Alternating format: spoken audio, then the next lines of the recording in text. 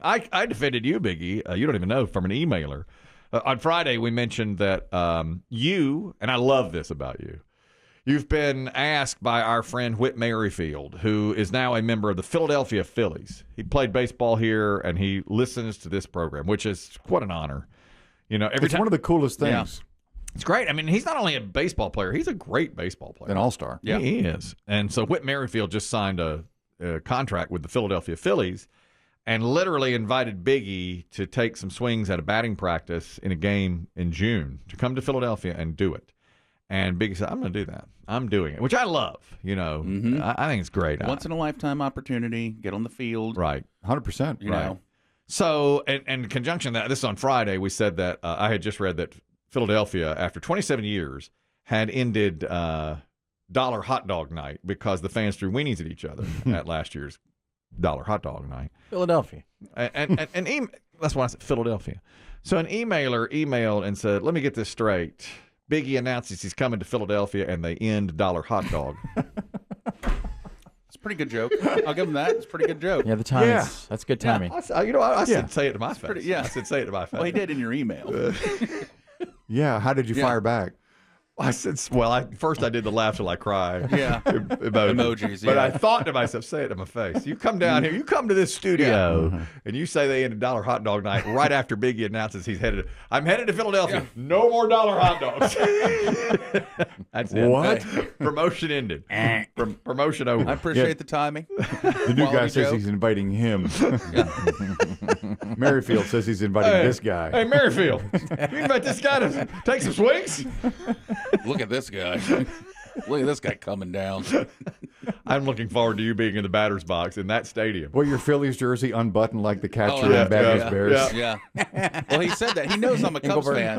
He knows you're a Cubs fan. He said, come watch a team play while the Cubs rebuild. Yeah. Oh, yeah. That's right. That's right. I said, all right. I like it. You think members of like the Marlins will say, let's get out of the, you got to see what's going on at home plate here. Get out of here. They've gone a different direction. They say this is the ghost of Babe Ruth reincarnated. What if you go out there and just lace them over the left field wall just over and over and over again? We got to sign this guy. What if somebody wants to sign you after you make him a DH? All he does is hit home runs. God, that would be incredible. He can barely make it to first, and then we got to have a pinch runner every time. This is odd. He's using a cane to get to the batter's box and hit the ball. That's just a cane, Joe. That's the bat. Yeah. Specially made by a Louisville slugger. What's that, aluminum? This gave me a special power I didn't know about. Every time I look, the ball slows down and I can just hit it. Yes, just rake. Just go out there and show off for those Phillies and Marlins, and somebody will sign you after that. The Philadelphia news here is that the streets department is apologizing because so many residents in West Philadelphia say they left an excessive amount of salt on the streets before a snowstorm, or following a snowstorm a couple of weeks ago in Philadelphia. Some areas of the country got a lot of snow this winter. We just did not. Excessive amount of salt. That's what they were saying. Was once everything cleared, they had too much salt on the roads. And here are a couple of folks who live in that area. It is a mess. It is a horrible mess. My car has a salt dust over it. The car wash is always open. It's exit line as we speak. And it was like just a white cloud. So I'm like, should I come now or should I come later? Because if I come out and there's all this white dust, it defeats the purpose. But it died down. I guess for people with asthma, or those kind of issues, respiratory issues, it would be a problem. Apparently some people had breathing trouble. There was so much salt in the air. All right. You think they're settle down, Philadelphia? A little whiny. You want the ice back? A little whiny on this. Yeah. Well, now I don't. You know me. I'm no good in the kitchen, but I do watch Top Chef, and when a dish has too much salt, you're advised to add either dairy or citrus. Yeah, I've tried that. I had something one day that had too much salt, and I tried to put. It's hard to rescue. You can't do it. Yeah, you Once can't take it out. Salted, you cannot take it out. I couldn't do it. It's my deviled eggs. A salty egg. I put a salty egg, and I tasted the filling. It was for Thanksgiving one year, too. And I just said, no time to make backup? No. You just got to throw them out. I did. We didn't have eggs that year. Oh, my God. We did not, because they were so, and I hadn't been put on egg detail in 8 years. Oh, well, it's they all remember. They once you mess up the deviled eggs, everyone remembers. God, I know. I mean, we gave them to Cousin Liz, and she made the fancy ones. She made like these. She the one with the pig farm? Yeah. Yeah. What? Oh, is she one of these? She looks like a bacon or jalapeno. Yeah. And they're so good now. Everybody's like, Liz is making her eggs, right? Liz is making her eggs. Ooh. And anybody want me to make eggs? As long as it's not him. Nobody. And yes, she came that one year. She had bacon on top of some, and she had 4 different varieties. People started eating them before the meal. I mean, they're like as appetizers. And I'm like, folks, wait. And they're like, no, too good. Everybody loved those eggs. She got one of those tiered egg display things you put it on. God, everybody loves Liz's eggs. Eggs rain down off of it. I tried. I salted them, and then I did that. I put like something dairy in there. It was sour cream or something. You know I'm a sour cream man. Sure. And we had extra. How'd you put too much salt in it? In the filling? Yeah, in the filling. I wanted a little more zing. I think that ain't the zing. When I tasted it the first time round, it was too bland. So I put in plenty of salt, and then it got too salty. And boy, you oversalt the deviled egg, forget it. Forget it. We were talking a moment ago about me losing my edge, perhaps, which I don't believe is happening. Others may say that. There is a woman who turned 100. 2 birthday parties to celebrate today. Woman turns 100. She lives in New Hampshire and said she would only live there because she has no use for hurricanes or tornadoes and earthquakes. So she's loved living in New Hampshire for her whole life. Works for her. Yeah. And when she turned 100 years old, she said something. I wonder, my goal, of course, is to be 110. I just announced that the other day. I wonder if I'll say this. She said one thing she loved was she worked at the same place. She was a telephone operator for over 40 years, like 50 years. And she said she absolutely loved her job. I loved my job. I loved the people I worked with. When they interview me at 110, that's what I'm going to say. I'm going to say I love the people I work with. You've probably heard of Biggie. He went on to become a Major League Baseball player.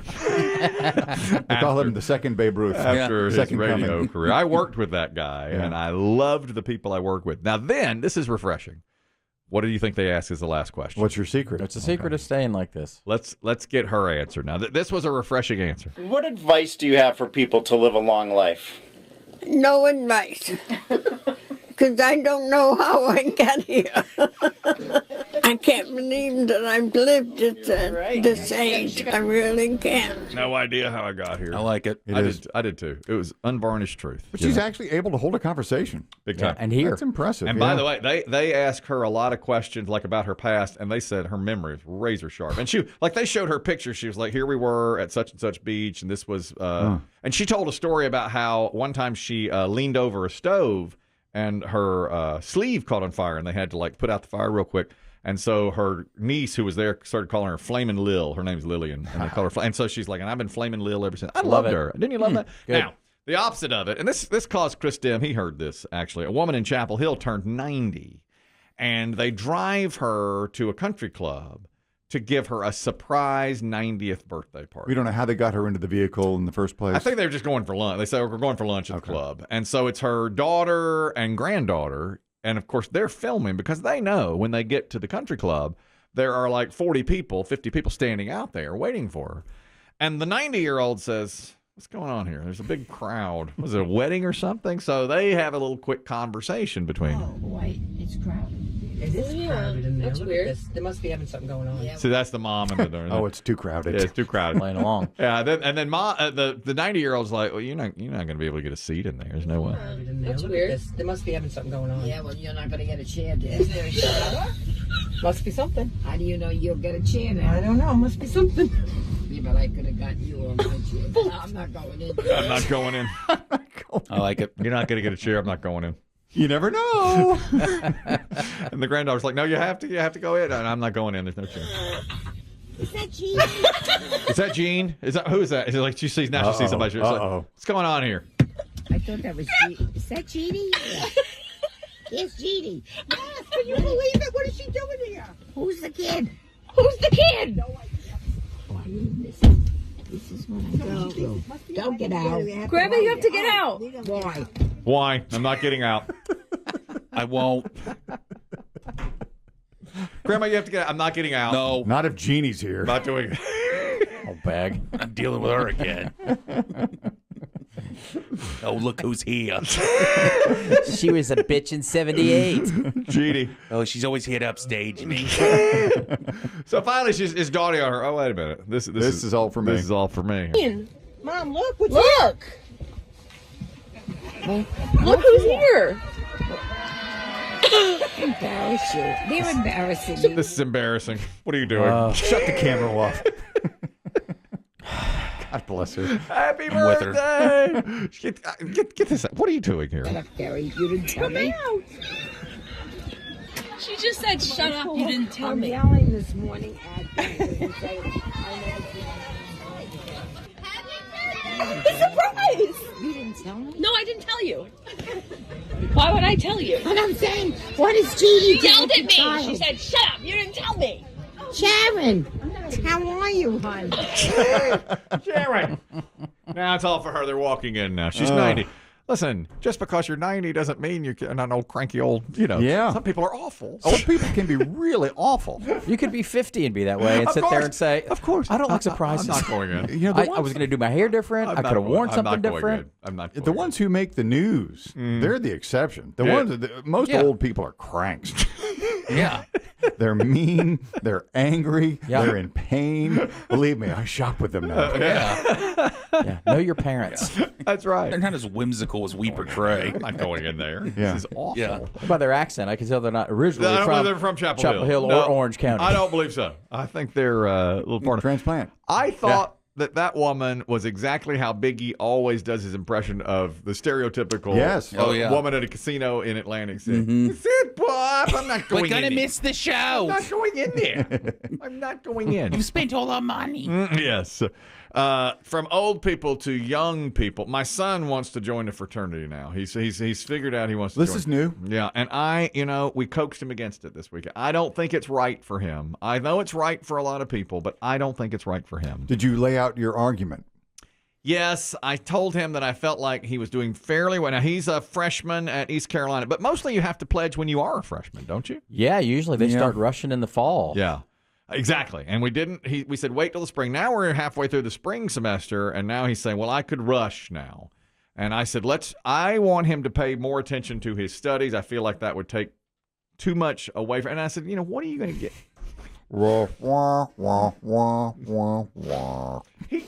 Listen, did he hear you? Did he hear your argument? We had a nice long conversation. I think he did. And then his mother showed him a Netflix documentary on a kid who drank himself to death at a fraternity. That's not him. That's cool. I've never drank that. It's purple.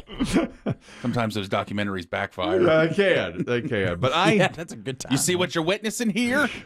Yeah.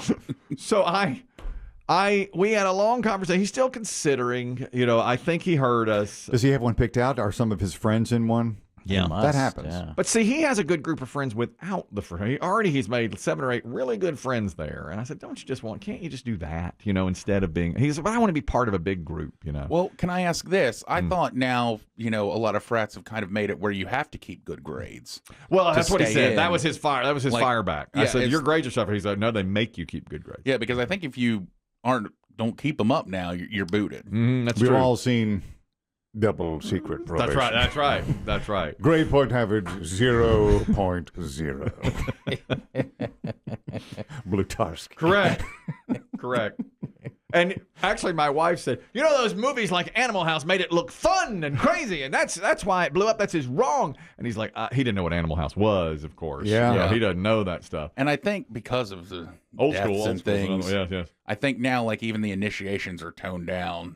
I hope. And I don't think there's anything crazy. I think. It's like we can't hit them. Right. Yeah. We can't make them jump off the roof. We can't make them over drink. We can't. That's the thing. So now it's just kind of like, can you afford it? Yeah. Can you get in? That's what he's saying. He's like, it's not like that anymore. Mm-hmm. And I don't know. But I think since his grades are pretty good now, I'd like to keep a steady course. I just don't know anything about Maybe he feels like he's got a handle in college now. As he does. I don't know much. I know this. The other day, when we were in Savannah, you'll totally appreciate this about myself. You know how I do. We were in Savannah. I went to the gym, and I was wearing an East Carolina hoodie at the gym. You know my purple. I do. So I'm wearing big purple.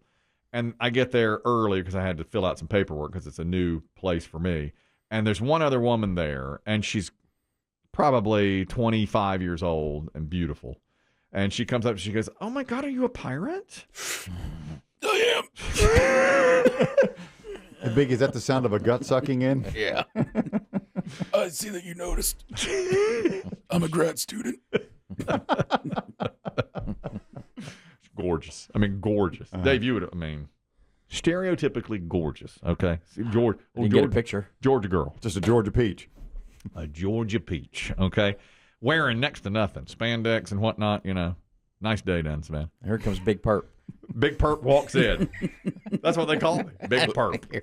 I'm not from around here. Oh, my God. She says, oh, my God, are you a pirate? And I said, I am. And she said, what? Oh, my God, what year? Blah, blah, blah. I said, well, my son goes to East Carolina. Okay. And she says, okay, is he part of Greek life? And I say, he is. Do you know what that meant? Mm-hmm. Kinda. I wasn't positive. Do you know what she was asking? Kinda. Now I do. She was, and she said, "Is he part of Greek life?" And I go, "Oh yeah, yeah, definitely. He's in the tzatziki house." Big tzatziki man. Tzatziki. She said, oh my God, what frat is he in? And I say, he's pledging. Because now I'm like, he's pledging. Wow, look at you with the lingo. And then she goes, oh my God, what frat is he pledging? And I say, theta, theta, theta. Lambda. Trail off. What's the one that Dave always uses from Nerds? Lambda. And of course, their sorority. Omega Mu. It's the girls. Not the moose. The moose. And then she starts spouting off fraternities and says, is it blah, blah, blah? And I'm like, I guess. Yeah.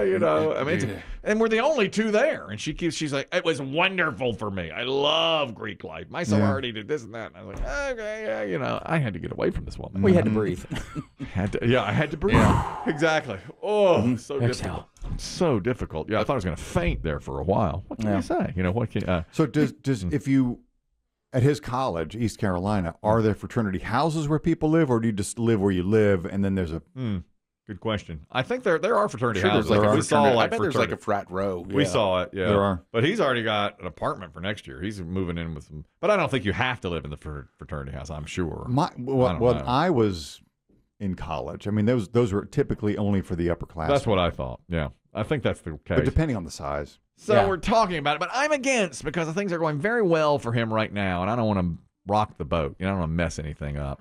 We'll see. His mother's very against, too. Is she? Of course. But, no parents for. No. Rarely, unless, unless they were in Unless they were really big into one themselves. I never see what the reward is on the other side. I guess it's that brotherhood that you have for the rest of your life, I know people that have friends. Sometimes the bond will kick in. The bond. They get together every year. Yeah, the bond. That's right. But I said, can't you just bond with the people you already know, Like, we're all bonded, Yeah, but, freshman friends, you're kind of thrown together. You don't always stick together. Correct. So I don't know if they will or not. But it's still being taken under advisement. But at least... Yeah, he doesn't need to join for friends. He's got that. He does not. He wants to join for... He's like, I want to be part of something bigger. I'm like, all right, who told you to say that? I have to buy a sport coat. That sounds like it comes in a pamphlet. Exactly. That's right. Exactly.